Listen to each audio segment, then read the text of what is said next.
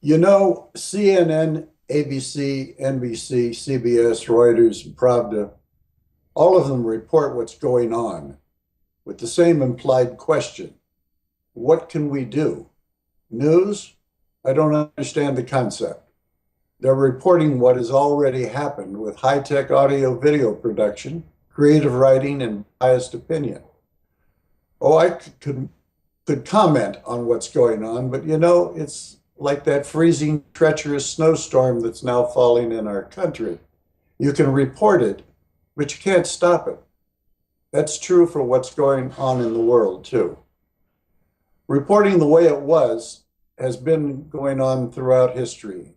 How about the news reports that have made some of these conflicts? The Christians versus the Muslims, the French versus the English, the Tories versus the Patriots, the New Americans versus the Indigenous Americans, the North against the South, labor and management, capitalism and communism, Republicans and Democrats, the Tea Party and Occupy Wall Street, the Arab Spring and Tiananmen Square, Pussy Riot and Femen.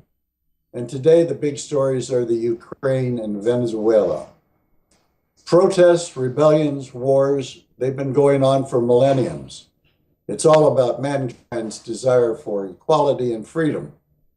Man still uses force, hoping to achieve the change he's looking for. Apparently, he is never satisfied and always complaining. Is it mankind who is wrong? No, I don't think so. It's the systems that are wrong. See, the powerful and the rich, whether they're tribal chiefs or kings or emperors or presidents, always wanted to control the people. In olden days, they used clubs and spears, swords and bows and arrows, and then guns and cannons. But their goal was always the same. They wanted to control the people, and they used force. Of course, most times the people didn't like being hurt or killed, so they rebelled. And then, by force, they put a new king or a dictator in place of the old one, and the beat went on. Understand, after all of the wars that have been fought, the lives that were lost, nothing has changed. Seems like the history of the world records only chaos and dissidence, fighting and wars. It's like a never-ending merry-go-round ride. It never stops, but humankind really wants to be happy. Way back, Plato, and then later on Thomas More, conceived the idea of utopia. Then H.G. Wells and Aldous Huxley and George Orwell all wrote fictions about utopia. But those writers, in order to satisfy their publishers, had to have happy endings, and their writing didn't change anything. Man was entertained, but he was still in conflict and warring. The last guy who tried to make a utopia was Adolf Hitler, and he might have done it if he had the technology we have today. Hitler wanted to get rid of those that were not producing and a drain on his economy. Stalin did it too, but for different reasons. Between the two of them, they killed millions and millions of people, and the beat went on. Nothing had really changed. No one yet has a proposal for a utopia that would work.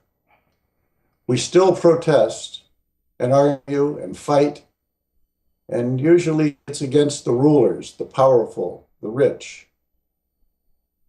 Throughout history, goods and wealth have not been shared equitably with the people. We always have had the haves and the have-nots. That's our history. Will it ever change?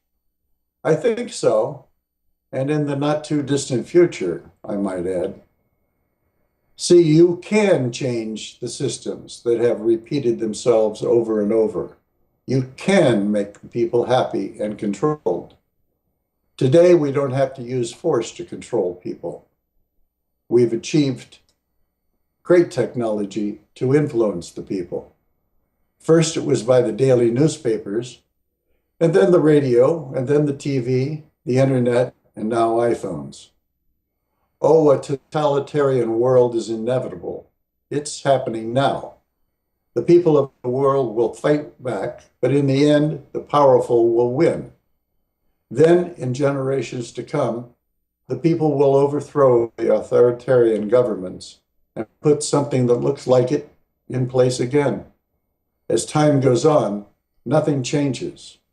War, famine, global conflict, overpopulation, the world is still a big mess.